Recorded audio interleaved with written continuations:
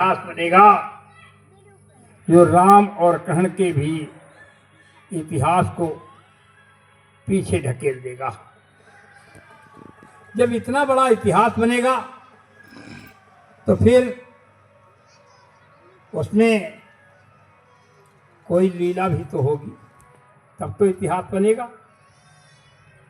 लीला राम की लीला से भी ये लीला बड़ी होगी, कृष्ण की भी लीला से भी ये लीला बड़ी होगी। राम का इतिहास हम आप पढ़ते हैं, कृष्ण का इतिहास हम आप पढ़ते हैं, लेकिन महापुरुष बहुत दूर से खेल खेलते हैं, हमारी आपकी बुद्धि के परे है। बहुत दूर से खेल खेलते हैं। ये खेल बहुत दूर से खेला गया। त्रेता में राम ने जब खेल खेला तो बहुत दूर से खेला। जिस समय पर राम को विश्वामित्र जी राम और लक्ष्मण को लेकर के गए, उस यानी वहाँ पर राम ने विश्वामित्र की यज्ञ की रक्षा की और विश्वामित्र की यज्ञ की रक्षा की। उसमें बहुत से जो भी राक्षस आए यज्ञ को विध्वंस करने के लिए, राम ने सबको मारा, सबको धराशायी किया। लेकिन एक राक्षस को नहीं मारा। क्यों नहीं मारा? अभी उससे कुछ काम लेना है। बिना फरका बाण मार दिया, उसके जान से नहीं मारा, वो सैकड़ों योजन दूर गिरा जाकर, सैकड़ों योजन दूर गिरा। उसके बाद में कितना समय बीत गया, समय बहुत बीता। उसको सीता स्वयंवर हुआ। उसके बाद में सीता का विवाह होने के बाद राम अयोध्या वापस आए। अयोध्या में राज तिलक की तैयारी हो रही थी, वनवास हो गया। इसमें समय बीता, काफी समय लगा। वनवास हुआ तो राम जंगल में सभी निशाचरों के पास गए। सभी जो है महात्माओं के पास गए।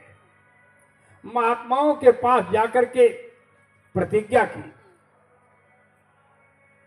का निश्चरहीन करहूं मैं, भुज उठाए पनकीन, सकल मुनिन के आश्रमन जाय जाय सुखदेव। सभी ऋषि मुनियों से मिलकर के संकल्प किया कि मैं निशाचरों का वध करूंगा।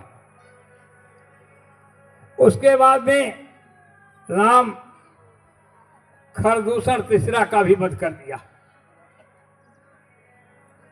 जब खरदूषण तीसरा का वध कर दिया,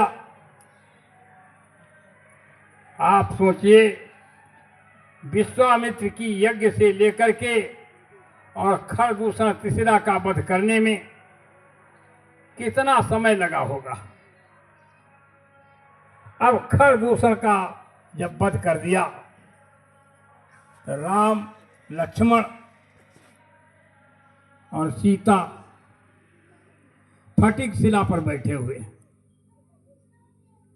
फटिक शिला पर जब बैठे आपस में बात कर रहे, राम ने लक्ष्मण को हटा दिया वहां से, कहा जाओ थोड़ा कंद मूल फल ले आओ नाश्ता के लिए।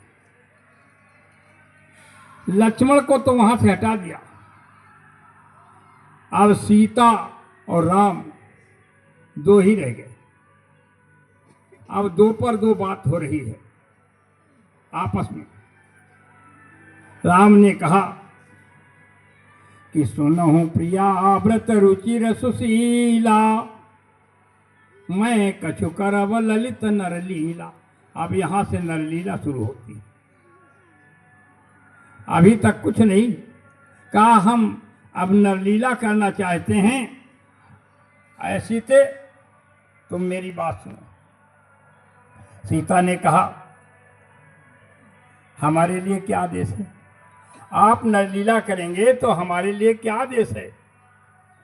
राम ने कहा कि तुम पावक मह करहु निवासा, और तब लग करहु निशाचर नासा। तुम अग्नि में प्रवेश हो जाओ, तब तक हम निशाचरों का वध कर दें।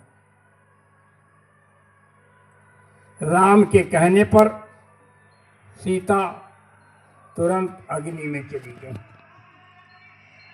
असली सीता अग्नि में है, वो नकली सीता रह गई।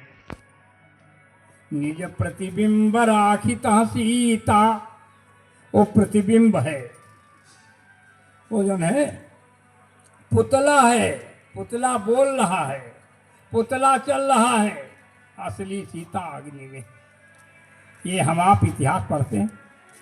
निज प्रतिबिंब राखिता सीता, तैसे ही रूपशील सुपनीता, वैसा ही रूप वैसा ही शील। ये यानी असली सीता अग्नि में। लक्ष्मण हूँ ये भेद न जाना, जो कछु चरित रचा भगवान।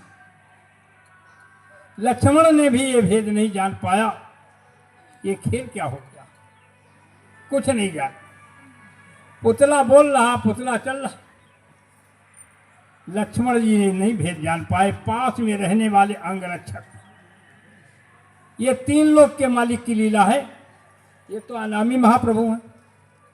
हम आप आज तक इनको अनामी महाप्रभु कहते हैं। अब अनामी महाप्रभु की लीला कैसी होगी? ये तो जो है लीला जो हम आपको बता रहे हैं, ब्रह्म निरंजन बिरज अज, निर्गुण विगत विनोद, सो आज भगत प्रेम बस कौशल्या की। तीन लोक के मालिक निरंजन भगवान की ये लीला। अब वो जो है पुतला बोल रहा, पुतला चल रहा। लक्ष्मण जी ने नहीं जान पाया। तीन यानी चार वेद, 6 शास्त्र, 18 पुराण जानने वाला रावण भी नहीं जान पाया कि मैं असली सीता लिए जा रहा हूं, ये पुतला उठाए लिए जा रहा। वो भी पुतला उठा ले गया। असली सीता अग्नि में। ये हमारी आपकी रामायण कहती। आप सोचिए, विचार कीजिए, और जो है वही 4 वेद, 6 शास्त्र, 18 पुराण जानने वाला रावण अपने मामा मारीच के पास पहुंचा। मारीच से कहा तुम सोने के हिरण बन जाओ, हम सीता हरण करेंगे। मारीच ने अपनी पुरानी बात याद दिला रहा। वो भी जो है विश्वामित्र की यज्ञ को विध्वंस करने गया था। पुरानी बात याद करा रहा। विभीषणी मारीच ने कहा जो है मुनि मख राखन गयो कुमारा। रावण से कहा, अरे मैं विश्वामित्र की यज्ञ को विध्वंस करने गया था। मुनि मख राखन गयो कुमारा, बिन फर सर रघुपति मुहिमारा। स्वामी महाराज ने कहा कि इसको पढ़ने के बाद बहुत सी लोगों के अंदर शंकाएं उठेंगी, लेकिन शंका का समाधान यानी आने पर ही होगा। जब तक मालिक नहीं आएंगे तब तक शंका का समाधान नहीं हो सकता। और इसे शंकाएं उठेंगी तो शंकाएं तो हैं।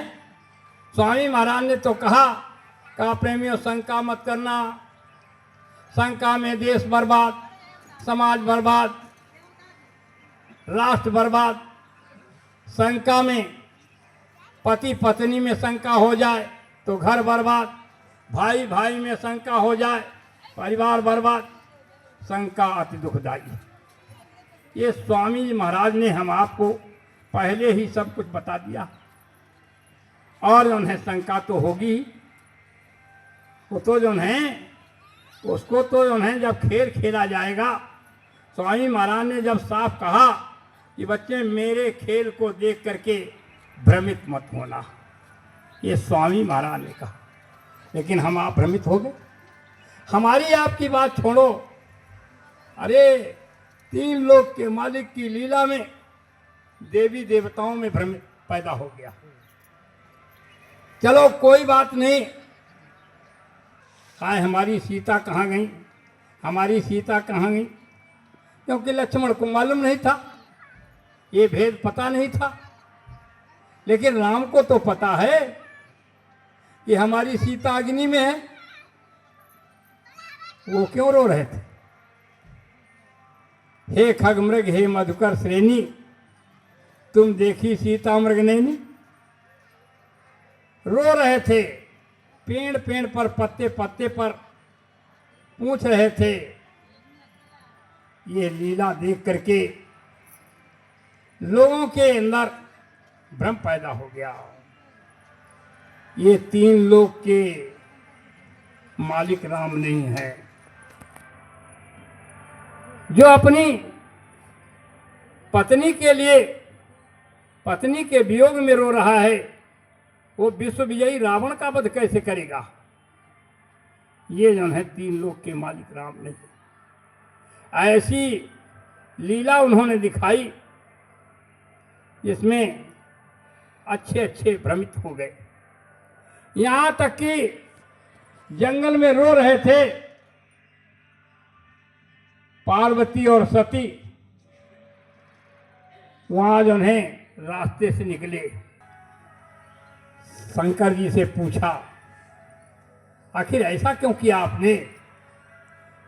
शंकर जी ने कहा सती जी तुम नहीं जानती, ये 3 लोक के मालिक हैं, ये राम हैं, ये ईश्वर हैं, इनकी न लीला चल रही है। लेकिन सती के मन का भ्रम खत्म नहीं हुआ। शंकर जी के समझाने पर, यानी जो वास्तव में सती पतिव्रता हो और पति के आदेश का उल्लंघन कर रही, आदेश को नहीं मान रही, समझाने पर समझ में नहीं आया।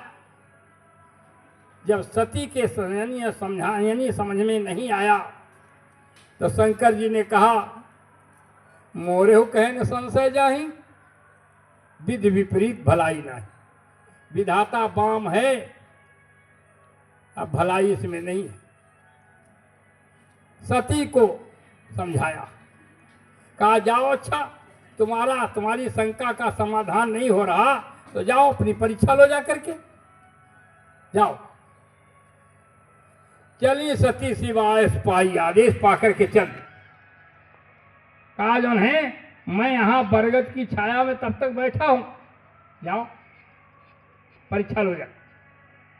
चलिए सती शिवाय पाई, करें विचार करो का भाई, विचार कर रही कैसे परीक्षा ली जाए। जहां राम और लक्ष्मण रो रहे हैं वहां सती पहुंच गई, मन में विचार कर रही हैं कैसे परीक्षा ली जाए। का सीता का रूप धारण कर लिया जाए, सीता का रूप धारण कर लिया जाए। अगर ये वास्तव में 3 लोक के मालिक राम हैं तो मुझे पहचान लेंगे। अगर 3 लोक के मालिक राम नहीं हैं, राजा के लड़के हैं, तो समझ लेंगे हमारी सीता खोई थी, सीता मिल गई, बस अभी परीक्षा हो जाती। सती जी सीता का भेष धारण करके सामने पहुंच गई, वहां पहचान ली गई। आज उन्हें अरे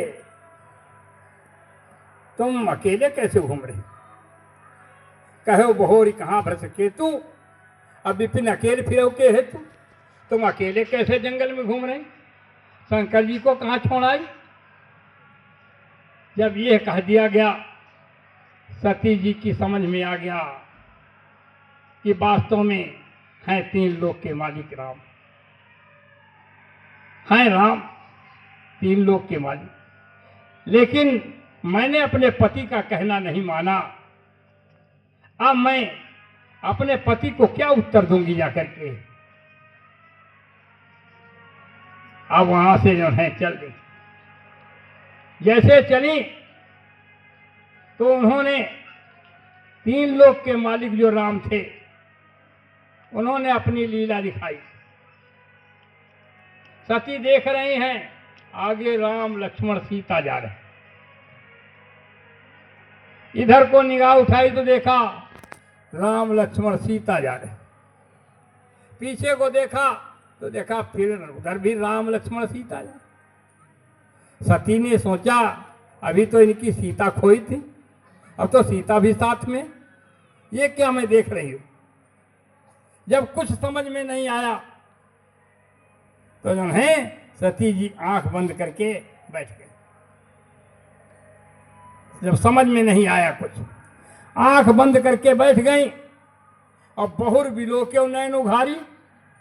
जब दोबारा आंख खोल करके फिर देखा, कछु न दिखता दक्ष कुमारी। देखा न राम न लक्ष्मण न सीता, वहां कुछ नहीं। अब तो वहां से वो चल दी। अब सोच रही हैं कि अब हम क्या बताएंगे जाकर के अपने पति। देखिए माया का खेल, देखिए जो सती हो और पति से झूठ बोल रही। शंकर जी के पास पहुंची, पूछा कहो परीक्षा लेकर के आ गई? सती जी ने कहा कछुन परीक्षा लीन गोसाई, कीन प्रणाम तुम्हारी नाई, तुम्हारी तरीके से मैं प्रणाम करके चली आई। अब देखिए झूठ बोल रहे, कीन प्रणाम तुम्हारी नाई। तब शंकर देखे उधर ध्याना। शंकर जी ने ध्यान धर करके देखा, सती जो कीनचरी सब जाना, जो कुछ उन्होंने किया सब जान गए। क्या किया इन्होंने? सती कीन सीता कर भेसा। कहते हैं बाबा जी हैं, बाबा जी हैं, लेकिन बाबा जी हैं तो आप बताइए कहाँ हैं? लेकिन ये भेद खुल जाएगा, इतिहास बेकार जाएगा। सीता कहाँ है? ये भेद नहीं खुला। सीता अग्नि में है, लेकिन भेद नहीं खुला। भेद खुल जाएगा, इतिहास बेकार जाएगा। राम ने जाकर के बंदरों से मित्रता की। लक्ष्मण को जब नहीं मालूम सीता, असली सीता कहाँ है, तो बंदरों को क्या पता? बंदरों से तो मित्रता बाद में हुई।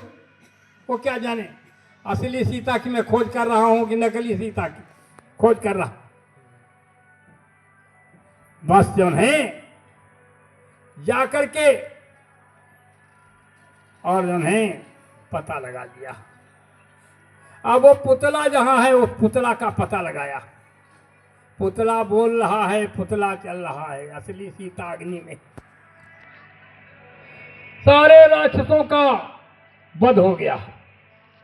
रावण मार दिया गया, कुंभकर्ण मार दिया गया, मेघनाद मार दिया गया, सारे राक्षस मार दिए गए। फिर क्या हुआ? वो लंका से पुतला लाया गया। पुतला बोल रहा है, पुतला चल रहा है भी। पुतला लाया गया और विभीषण ने कहा, ऐ राम तुम्हारी सीता आ गई लंका।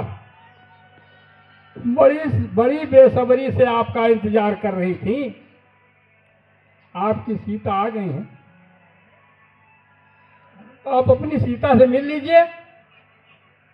राम ने कहा, ऐसे इन सीता से मिलेंगे?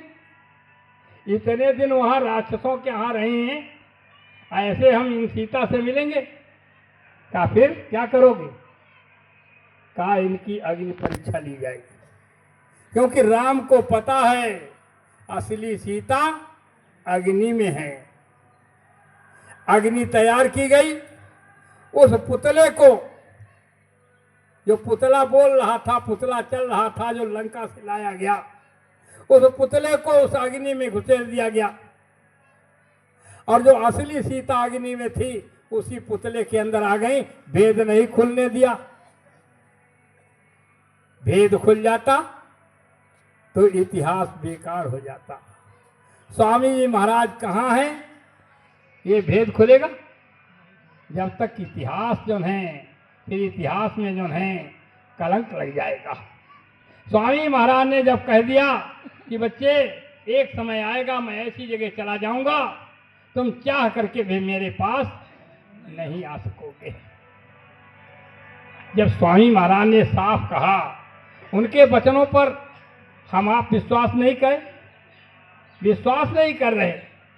स्वामी महाराज ने तो कोई बात छिपाई ही नहीं, सारी बात हमारे आपके सामने रखी, लेकिन हम आप नहीं समझ सके। स्वामी महाराज भविष्य वक्ता थे, वो भविष्य के बारे में सब कुछ जानते थे कि आगे क्या होगा, आगे क्या होगा। दिल्ली से राजधानी हटकर के सैकड़ों मील दूर किसी धार्मिक स्थल पर बनेगी। संयुक्त राष्ट्र सुरक्षा परिषद अमेरिका से टूट करके भारत में आएगी। पाकिस्तान मिटेगा जल्दी, राजनीति बिनसाएगी। दिल्ली का तख्ता पलटेगा, ऐसी आफत आएगी।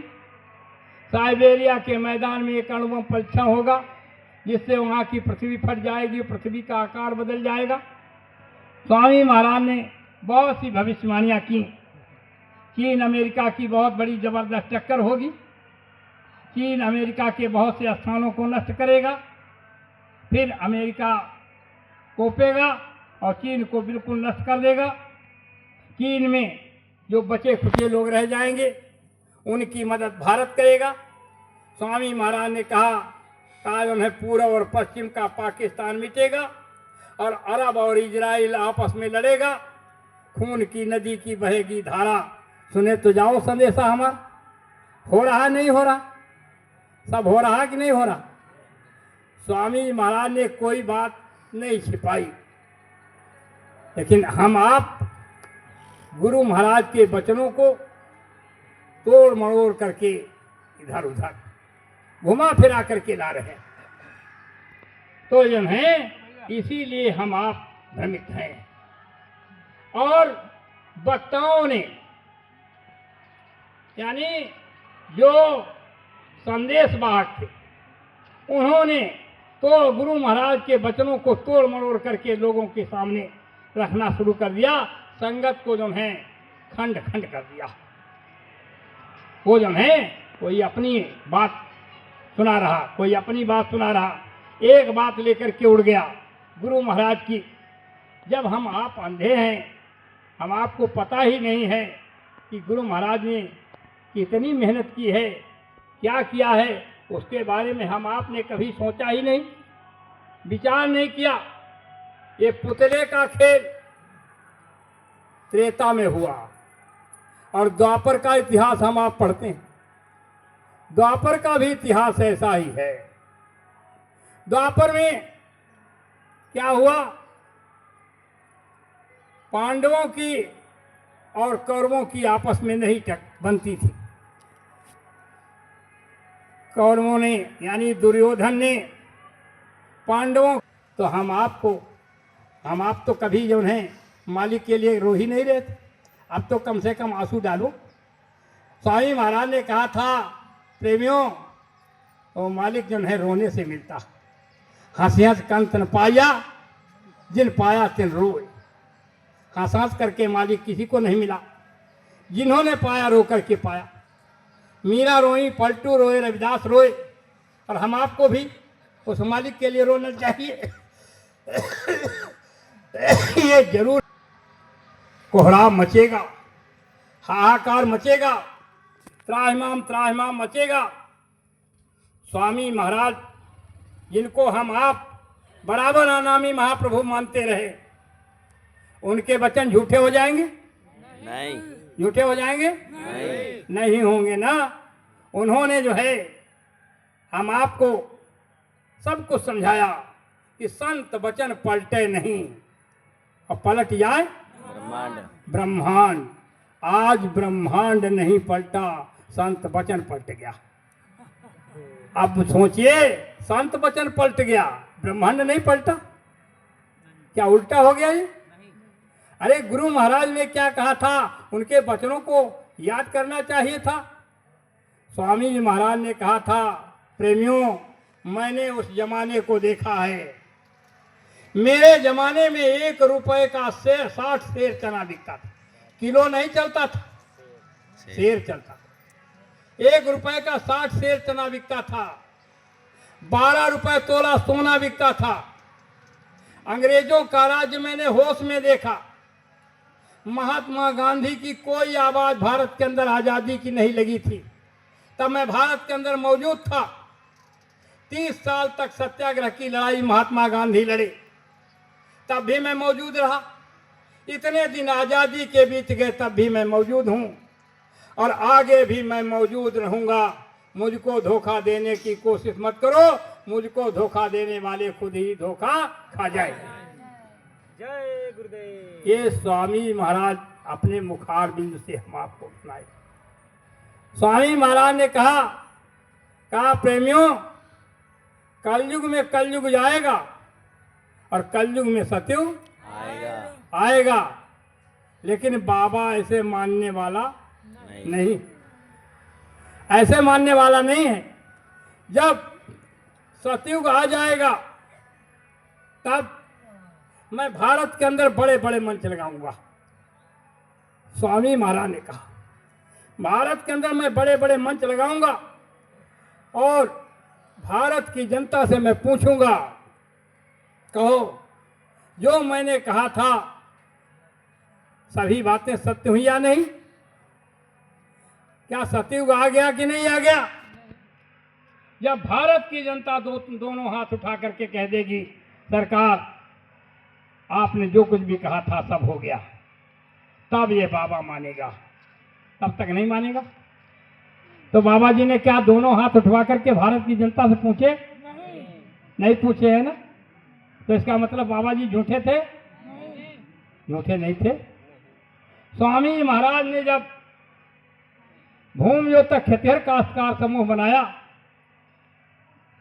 आपने सुना था, दीवालों पर हम लोगों ने लिखा था, हम पर शासन वही करेगा जो ब्याज हमारा माफ करेगा, जो ब्याज हमारा माफ करेगा उसका शासन हम पर होगा। ये जो है दीवालों पर लिखा था। जिस समय पर भूमि तक खेतिहर काश्तकार समूह बना, उस समय पर स्वामी महाराज ने कहा था प्रेमियों, एक समय आएगा मैं विश्व के सारे राष्ट्रपतियों को मैं भारत में बुलाऊंगा। किसको? विश्व के सारे राष्ट्रपतियों को मैं भारत में बुलाऊंगा और उन विश्व के सारे राष्ट्रपतियों से मैं पूछूंगा कि तुमने भारत के विकास के लिए भारत के नेताओं को कितना धन दिया। तो यानी विश्व के राष्ट्रपति कहेंगे, भारत के विकास के लिए हमने भारत के नेताओं को 10 रुपया दिया, 10 रुपये। स्वामी महाराज ने कहा, उस समय पर मैं उन विश्व के राष्ट्रपतियों के सामने इन टाट वालों को खड़ा कर दूंगा लंगोटी में, टाट उतरवा करके खाली लंगोटी में उनके सामने खड़ा कर दूंगा और उनसे कहूंगा, विश्व के राष्ट्रपतियों से, आपने जो भारत के नेताओं को विकास के लिए पैसा दिया था, उससे भारत का विकास भारत के नेताओं ने ये किया कि भारत की जनता लंगोटी में आ गई, ये विकास किया। अब आप मुझे ये बताइए, इन भारत के नेताओं का कितना धन तुम्हारे यहां विदेशी बैंकों में जमा है, उसका ब्यौरा दीजिए। विश्व के राष्ट्रपतियों से मैं कहूंगा। स्वामी महाराज ने कहा, जब मैं ये कहूंगा तो विश्व के राष्ट्रपति कहेंगे, भारत के नेताओं का हमारे यहाँ 100 रुपया जमा है। कितना? 100 रुपया जमा है।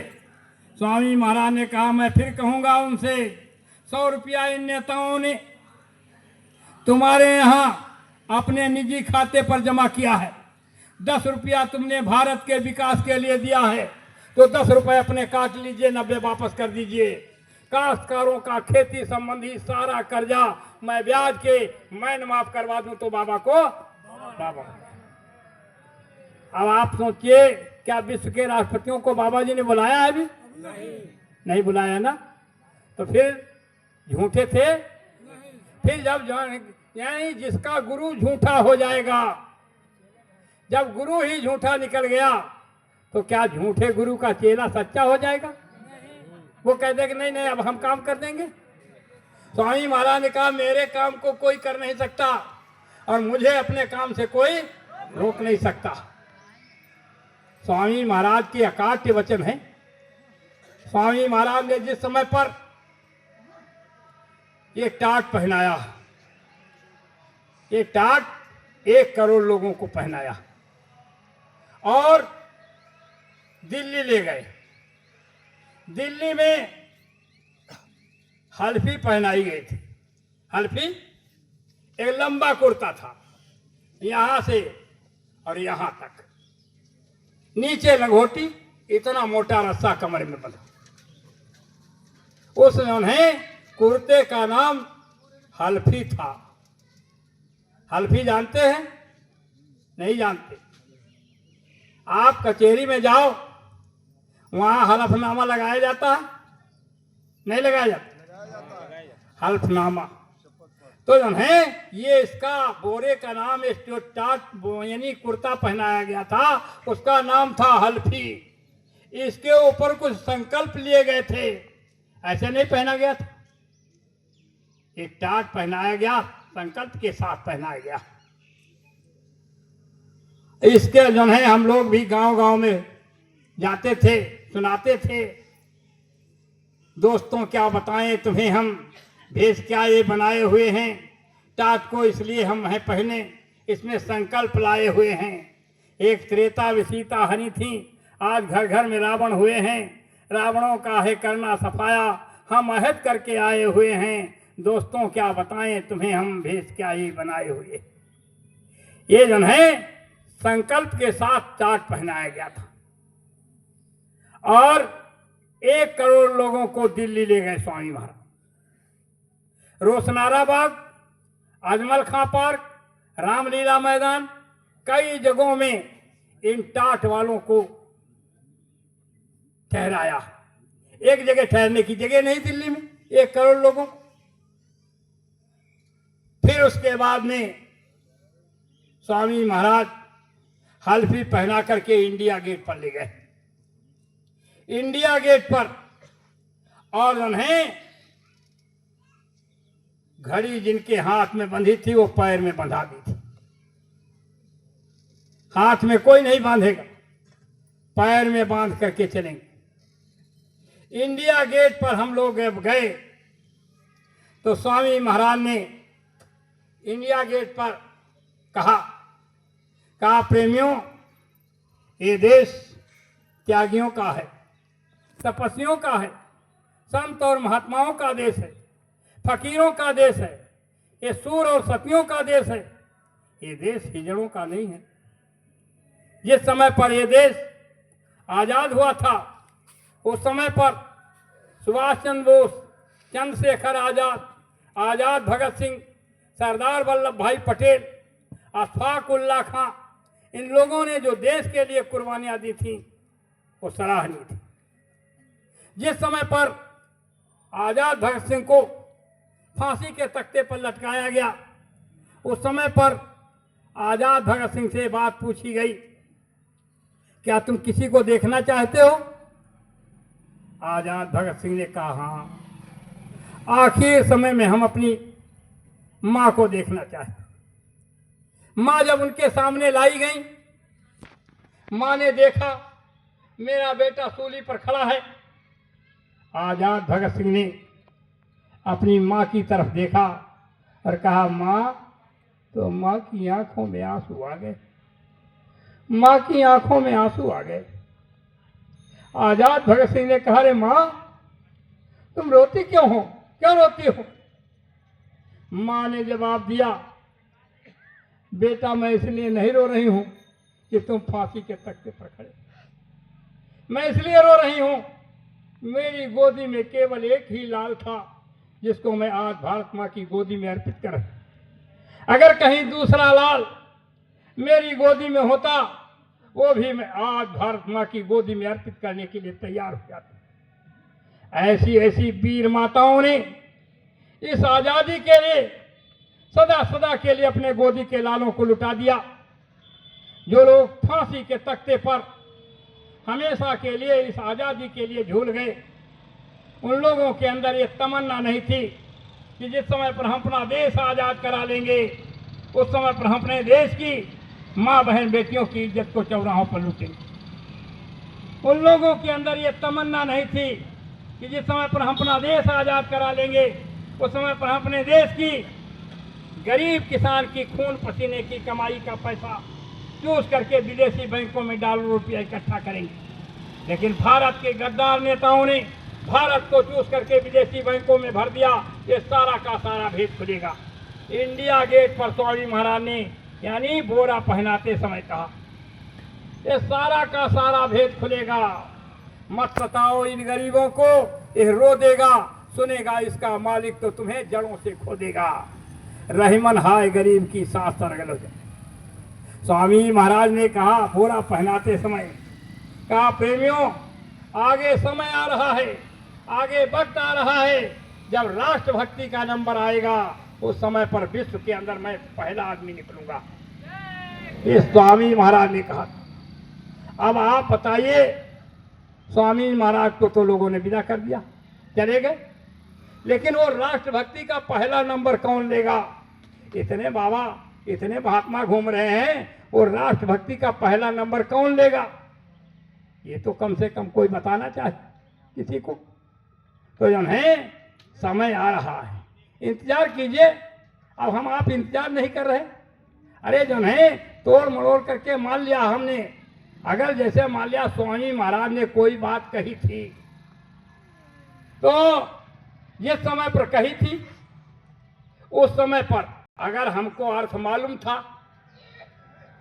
स्वामी महाराज के शब्द का, तो उस समय अर्थ मालूम था तब तो ठीक है, कोई बात नहीं। लेकिन अर्थ नहीं अगर मालूम था तो स्वामी महाराज से उस समय पूछ सकते थे, सरकार ये जो शब्द आपने कहा है इसका अर्थ मुझे मालूम नहीं है, सरकार इसका अर्थ डिटेल में समझा दें। तो स्वामी महाराज से पूछ, उस समय पर तो कोई बात कही नहीं। और स्वामी महाराज पर्दे के पीछे हुए उन्हीं शब्दों को तोड़ मरोड़ करके अर्थ का अनर्थ लगाना शुरू कर दिया। तो जो है अगर कहीं अनर्थ हो गया हमारे द्वारा, ये संगत जो गुरु महाराज की लगाई हुई बगिया अगर उजड़ गई तो हमको दोष नहीं लगेगा, दोष लगेगा। या तो जो है नहीं अगर मालूम है उसका अर्थ, स्वामी महाराज के यानी बताए हुए शब्द का अर्थ अगर नहीं मालूम है तो स्वामी महाराज के ऊपर ही छोड़ देना चाहिए कि सरकार हमारी बुद्धि वहाँ तक नहीं पहुँच रही है, आपने जो कुछ भी कहा है लेकिन उस शब्द का अर्थ मैं नहीं लगा पा रहा हूँ, सरकार जो है अब जो है सरकार ये जो है आप जाने इसके, तो गुरु महाराज के ऊपर छोड़ दीजिए। लेकिन उस शब्द को जो है तोड़ मरोड़ करके जनता को संगत को सुना करके और जो है अपनी जो है बात उठाना और उसके बाद में संगत को बिखेर देना, ये हमको आपको दोष लग जाएगा। या तो उसी समय स्वामी महाराज से पूछना चाहिए था। तो ये जो है हम आप कर रहे हैं, गलत कर रहे हैं। 1 घंटे का समय दिया था, गलत किया है। स्वामी महाराज ने हम सबको समझा दिया, कोई बात स्वामी महाराज ने हम आपको बाकी नहीं रखी। अब आप सोचिए, विचार कीजिए, फूल बाग में काट मुझे बहकाओ मत दुनिया वालों, शीश शीश रखने दो गुरु के चरण पर, इनमें चैतन्य है रूप प्रभु का, चैतन्य है रूप प्रभु का, प्रभु अनामी है मानव नहीं है, इनमें चैतन्य है रूप प्रभु का, प्रभु गुरु अनामी है मानव नहीं है, मेरी नैया के स्वामी खेवैया, मुझे तूफान का डर नहीं है।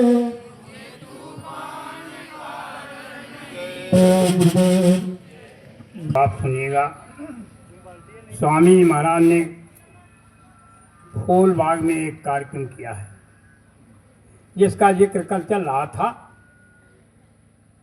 फूलबाग में, कानपुर में, तो उस समय पर कानपुर फूलबाग में मैं भी गया था। कानपुर में फूलबाग में स्वामी महाराज ने क्या कहा है उसको बड़े ध्यान से आप सुनिएगा। हालांकि धर्म कर्म का संदेश स्वामी महाराज ने जो दिया है वो तो 45 मिनट तक, स्वामी महाराज ने कहा 45 मिनट की स्पीच आज भी कैच है, समय आने पर लोगों के सामने रखी जाएगी। वो कब समय आएगा, कौन सा समय आएगा जो 45 मिनट की स्पीच को लोगों के सामने, जनता के सामने रखा जाएगा। जिस समय पर स्वामी महाराज को हीरालाल दीक्षित ने ये पर्चे में लिख करके, यानी ऐसा सरकार द्वारा एक षड्यंत्र रचा हुआ था, स्कूली बच्चे भी लगाए गए थे ताकि ये जनता इस बाबा जी के से आस्था छोड़ दे, इसलिए जो है ये सब काम किया गया। और उन्हें हीरालाल दीक्षित ने यहाँ तक पर्चे में लिखा था कि बाबा जय गुरुदेव जी महाराज सुभाष चंद्र बोस अगर न निकले कानपुर में 23 जनवरी को फूलबाग में, तो दिल्ली के चांदनी चौक के चौराहे पर बिजली के खंभे में लटका करके मुझे फांसी की सजा दे दिया। यहाँ तक पर्चे में लिखा था। कानपुर में मैं गया था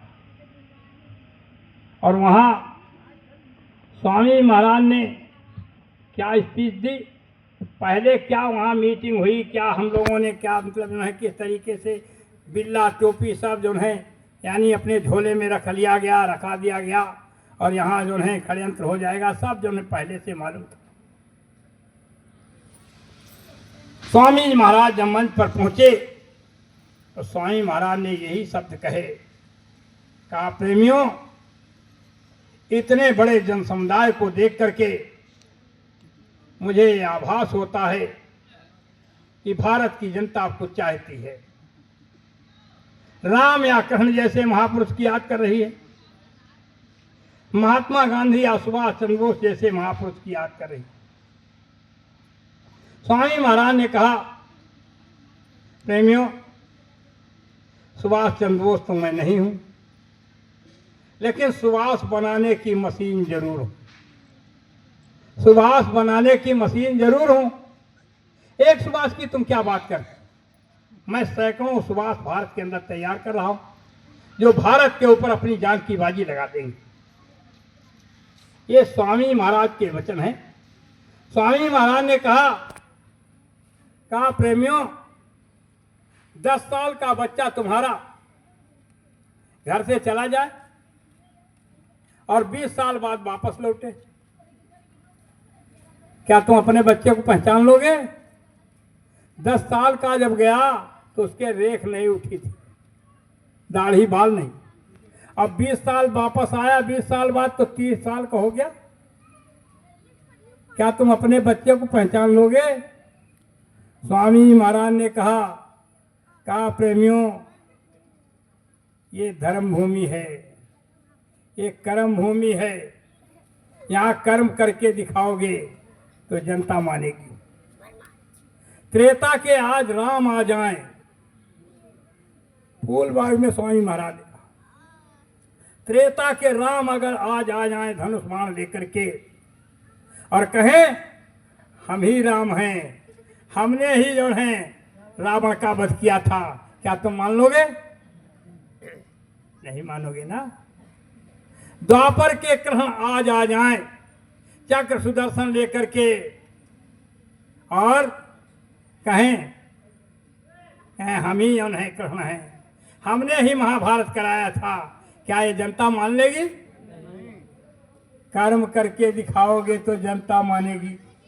ये कर्म क्षेत्र है। कहने से क्या होता? स्वामी महाराज ने कहा प्रेमियों, सूरज पूरब में उदय होता है, पश्चिम में डूबता है। सूरज तुम्हारे कान पर बैठ करके कहे मैं सूरज हूं, मैं सूरज हूं, क्या मानोगे? अरे भाई जो है सूरज जब उदय होगा उसकी रोशनी तुम्हारे चेहरे पर पड़ेगी, तुम खुद चिल्ला उठोगे। और उसने अंधकार दूर नहीं कर पाया और कान पर बैठ करके कहता मैं सूरज हूं, मैं सूरज हूं, क्या तुम मानोगे? नहीं मानोगे ना। आज जो है ये कर्म क्षेत्र है, कर्म की पूजा हुई है। कहने से क्या होता? तो जो है आज जो है हम आप तोड़ मरोड़ करके वचनों को लोगों के सामने रख रहे हैं। भाई जो है स्वामी महाराज ने कहा मैं सुवास बनाने की मशीन हूं। जब सुवास बनाने की मशीन है, में हमें मशीन मिल गई तो हम एक की बात क्या करें? अरे भाई जन है तीन लोक के मालिक जब राम आए, तीन लोक के मालिक राम, उनके लिए कागभूषुंड जी गरुण से बताते हैं, कहते हैं गरुण जी मूंदे हूं आके त्रिसित जब है, जब मैं थक गया चारों तरफ से इन आंखों को बंद किया, पुण्य चितवत कौशलपुर गया हूं, अंदर की आंख से देखा कि मैं साकेत धाम में चला गया। क्या देखा वहां? अति विचित्र तह लोक अनेका। तीन लोक के मालिक का लीला देख रहे हैं। लोक अनेका, रचना अधिक एक से एक रचना देखी। अगणित रवि सस्यव चतुरानन, अनगिनतिन सूर्य, अनगिनतिन चंद्रमा, अनगिनतिन ब्रह्मा, अनगिनतिन जन है विष्णु, अनगिनतिन शंकर देखे, वहां गिनती नहीं लगाई जा सकती। अंड कोश समेत गिरिकानन, उस अंडी रचना में हमने जाने कितने पहाड़ नदी को विचित्र विचित्र भांत के देखे। कागभूषुंड जी कहते हैं गरुण जी अगणित लोकपाल जम काला, अगणित लोकपाल जम काल सब देखे, अगणित भूधर भूमि विशाला, ये तीन लोक की रचना में देखा। कागभूषुंड जी कहते जो नहीं देखा नहीं सुना, जो मनहु न समाय, सो सब अद्भुत देखूं वर्ण कवन विद्या। ये तीन लोक के मालिक की रचना उन्होंने देखी। और ये अनामी महाप्रभु, यानी जहाँ सारा जो है ब्रह्मांड सब इन्हीं से निकला, जहाँ वहाँ जो है तीन लोक के मालिक के अंदर, यानी अनगिनतिन शंकर अनगिनतिन ब्रह्मा देखे। और जो है ये जो है वहाँ तो असंख्यों ब्रह्मा, असंख्यों, वो तो जो है सुवास बनाने की मशीन है। तो वहाँ जो है अनगिनतिन राम उनके अंदर हैं, अनगिनतिन कृष्ण हैं, अनगिनतिन जो है गिनती नहीं लगाई जा सकती, उनके अंदर अनगिनतिन जो है महात्मा हैं, महात्मा गांधी हैं, अनगिनतिन उसमें जो है यानी सुभाष चंद्र बोस हैं, वहाँ गिनती कहाँ लगाई जा सकती। तो जब स्वामी महाराज ने कह दिया कि मैं सुभाष बनाने की मशीन हूँ, फिर जब आप जो है हमको मशीन मिल गई, फिर हमें एक सुभाष की क्या जरूरत है? क्या जरूरत है? फिर हमको तो जो है ये बात सोचनी चाहिए, विचार करना चाहिए। मालिक की मौज है, जो कुछ भी हो रहा है उन्हीं की मौत से ये सब खेल हुआ।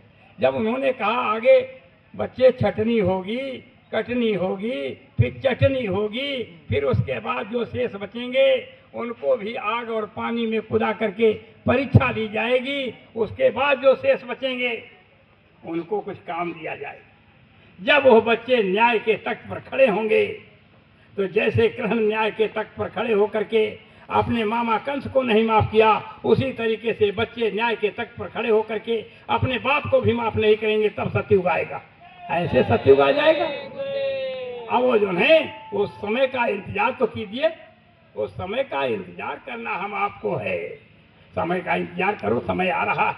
स्वामी महाराज ने कहा समय का इंतजार राम ने किया और समय का इंतजार कृष्ण ने किया और समय का इंतजार मैं भी कर रहा हूँ। तो जब स्वामी महाराज कहते हैं समय का इंतजार मैं भी कर रहा हूँ, तो समय का इंतजार हम आपको भी करना चाहिए। तो समय का इंतजार कीजिए, लेकिन हम आपको गुरु भक्ति का पाठ पढ़ाया गया है। गुरु भक्ति कैसी होती है ये पाठ पढ़ाकर मानी। गुरु के ऊपर कैसे न्यौछावर हुआ जाएगा, कैसे बलिदान हुआ जाएगा, गुरु के अलावा कोई दूसरा संसार में पार नहीं कर सकता। बड़े ध्यान से, क्या समय आ गया गुरुदेव, किसी को कोई भी इसमें शंका रखने की जरूरत नहीं। आप सब हमारे गुरु भाई हैं। जब ये नहीं एक ही पिता के पुत्र हैं तो इसमें भेद किस बात का है। लेकिन उन्हें हम आप में कोई न कोई अगर थोड़ी बहुत शंका अगर गुरु के प्रति है, तो जब गुरु को हम अनामी महाप्रभु मानते हैं तो फिर उन्हें गुरु के ऊपर कोई भी शंका नहीं होनी चाहिए। सारा खेल गुरु महाराज की मौत से हो रहा है।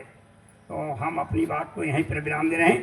कोई गलत शब्द किसी के लिए निकल गया उसके लिए माफ़ी चाहते हैं। जय गुरुदेव।